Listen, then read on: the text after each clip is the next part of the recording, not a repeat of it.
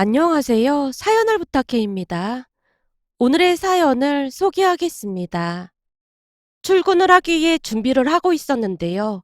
새벽까지 일을 하고 들어온 아버지가 기가 막히다는 듯이 말을 꺼냈어요. 대체 요즘 젊은 사람들은 왜 그 모양인지 모르겠다. 왜요? 무슨 일인데요? 설마 또 택시비 안 내고 간 거예요? 말도 마라. 멀쩡하게 생긴 아가씨가 어찌나 눈물을 흘리면서 부탁을 하던지 내가 금방 집에 다녀오라고 했거든. 근데 그 길로 도망갔지 뭐냐. 택시비도 많이 나왔는데 어찌나 열불이 터지던지 경찰에 신고하려다가 그냥 참았다니까.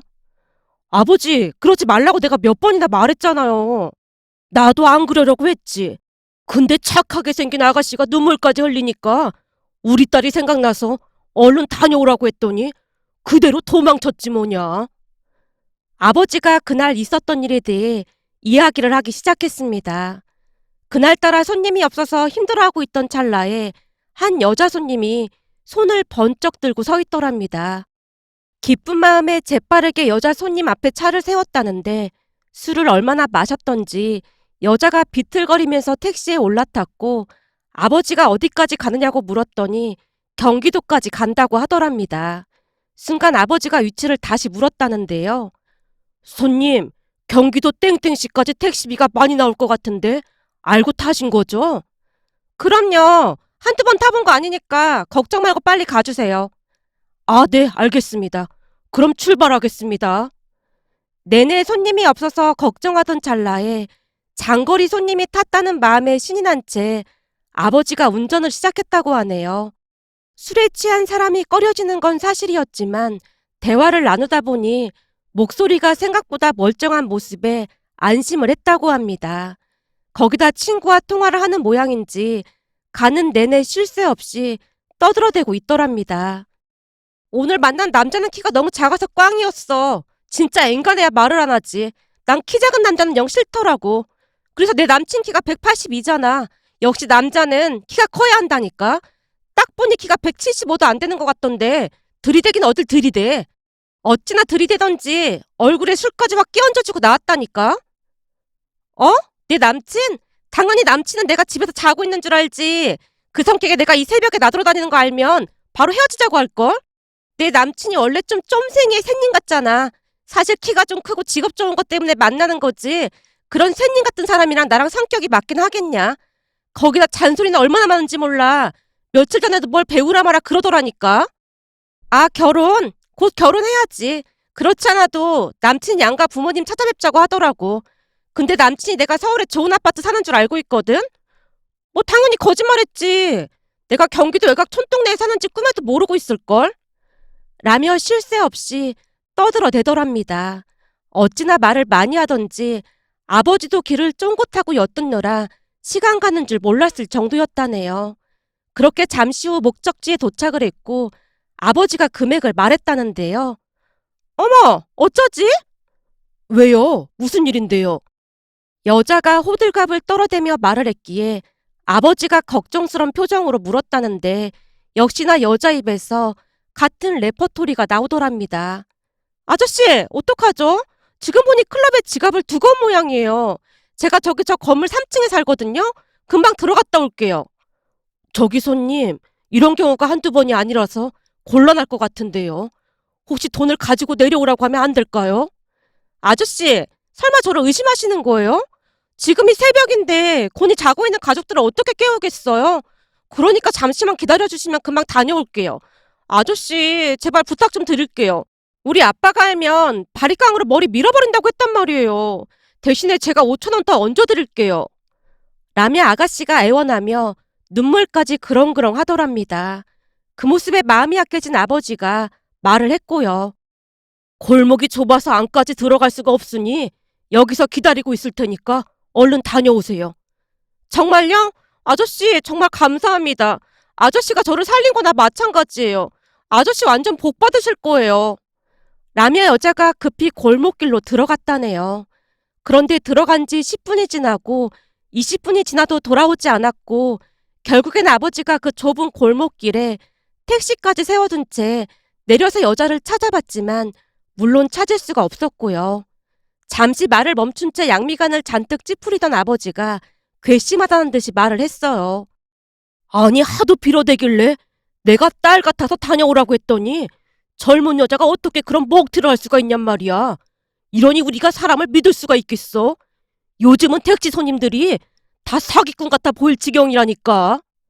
아버지, 그렇게 이제는 택시를 그만하시라니까요. 이제 일 안 해도 되는데 굳이 왜 사서 고생을 하시는 거예요? 순간 부하가 치밀어 올라 투덜대고 있었는데요. 아버지가 저를 달래듯 말을 했습니다. 아직 한참 일할 나이인데 그만두긴 왜 그만둬?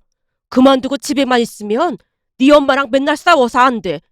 그리고 집에서 하루 종일 뭐 하라고 그만두라는 거야? 집에서 영화도 보고 아버지 좋아하시는 낚시도 다니시고 등산도 다니시면서 여유롭게 사시면 되잖아요. 그것도 한두 번이지. 내 친구 중에 은퇴한 친구들 보면 하루 종일 시간이 안 가서 아주 고통스럽대. 허구한 날 마누라랑 싸우고 집 나와서 전화하고 난리도 아니라니까.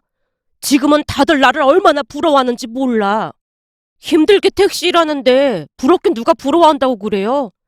힘들어도 내일 있다는 게 어디냐. 난 건강이 허락하는 난 계속해서 일할 거니까 말리 생각하지도 마. 아버지 자식들 다 잘 나가는데 택시를 하신다고 하면 괜히 우리만 손가락질 받는다니까요.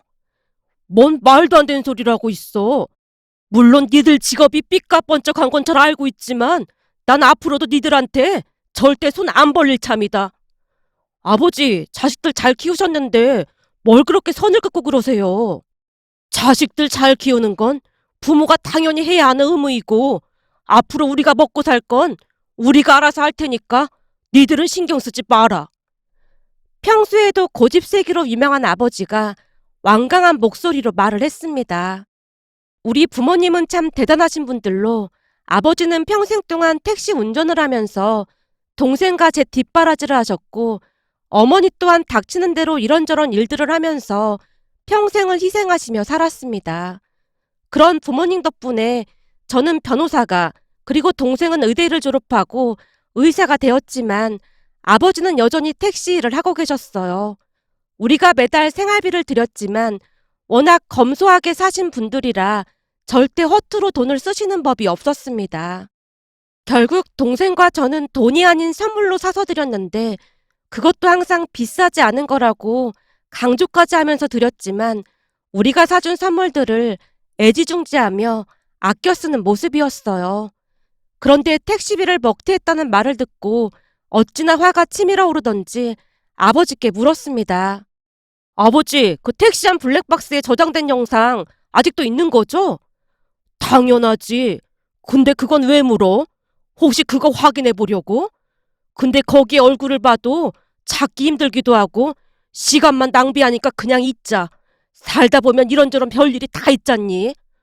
그래도 혹시나 조그마한 단서라도 있을까 싶어서 그렇죠. 그 여자가 클럽 그런 데 자주 간다고 했다면서요. 그랬긴 했지. 말도 마라. 여자가 보통 여자가 아닌가 봐. 남자친구도 따로 있다는 것 같은데 클럽에서 만난 남자들이랑 놀고 그러더라니까. 세상 말세야 말세.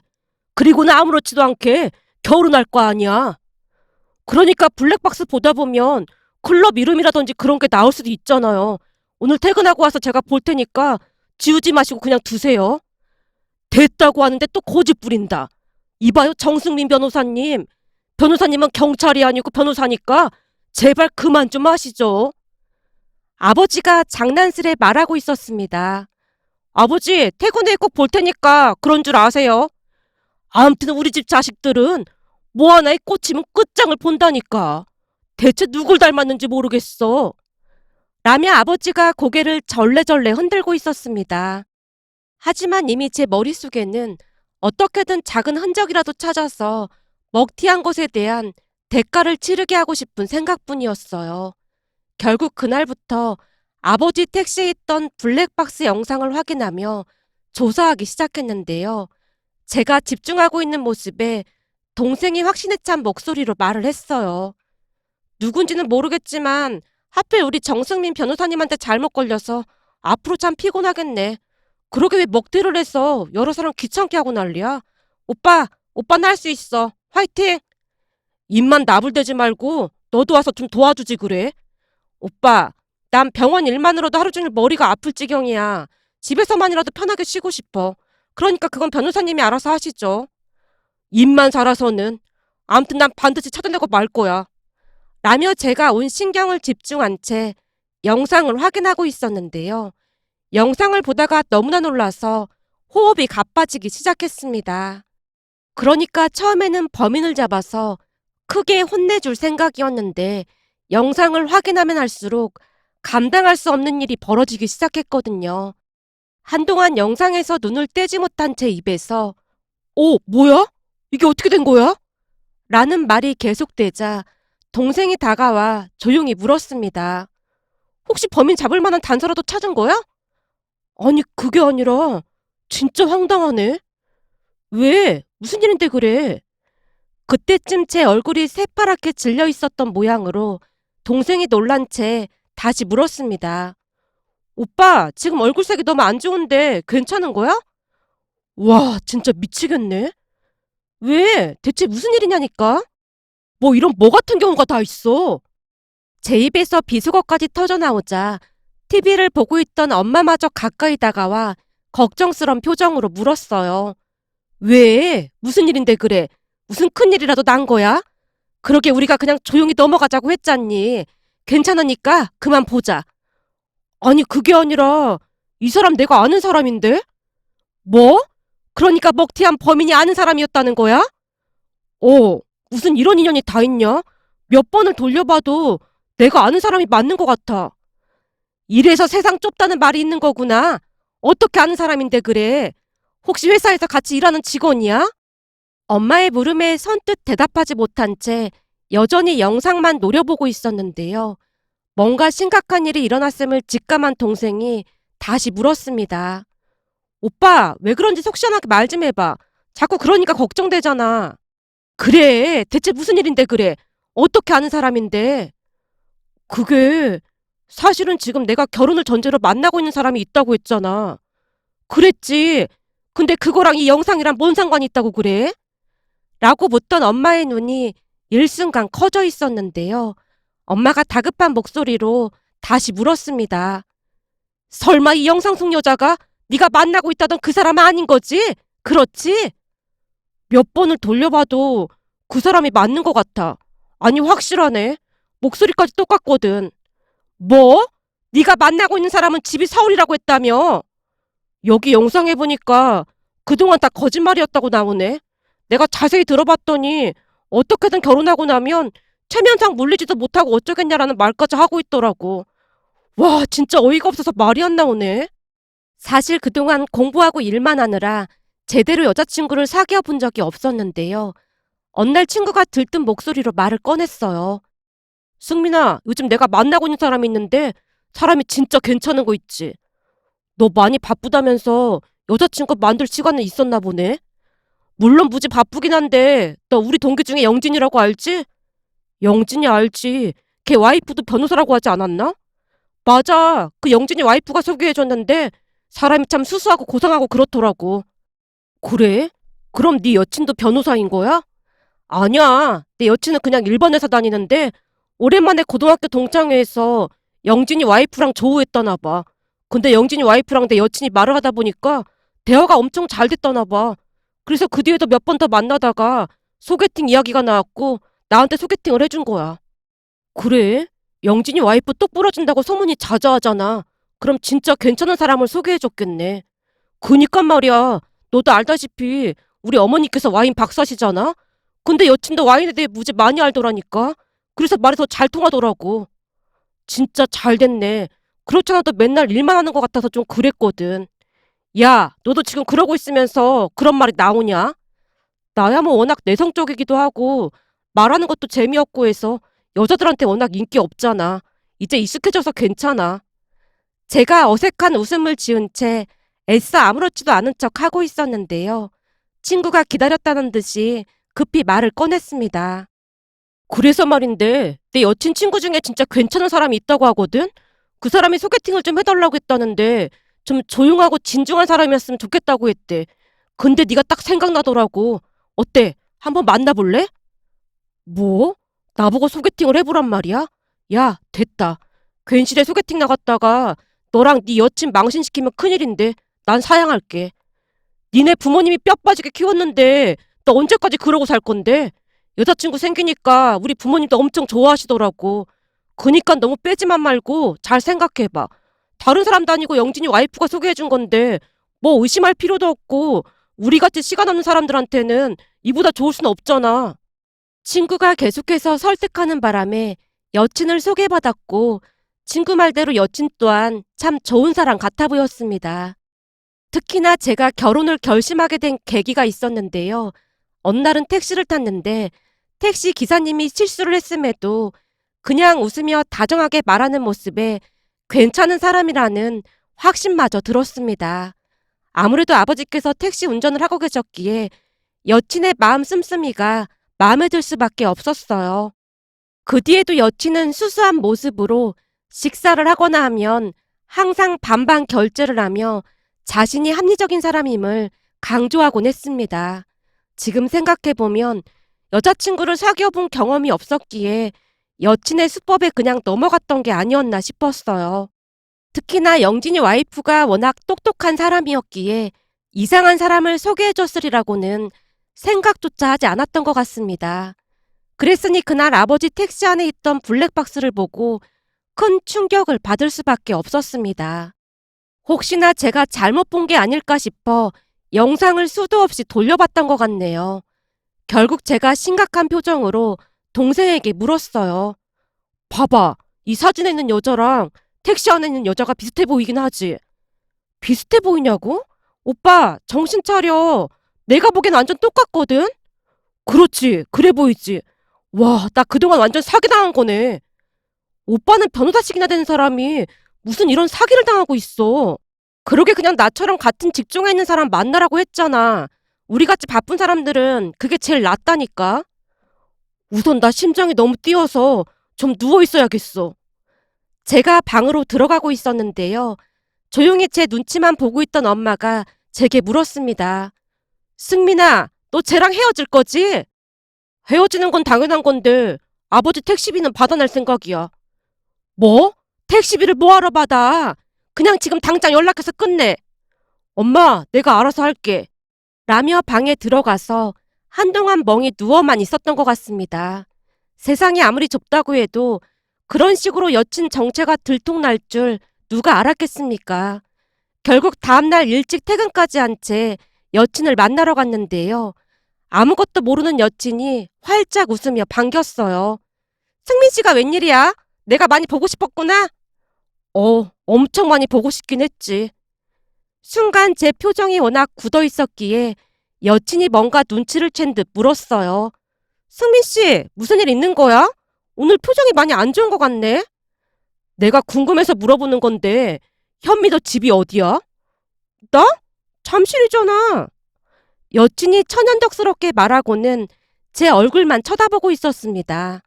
여친의 간사한 태도가 너무나 가증스럽기만 했기에 제가 단도직입적으로 다시 물었어요.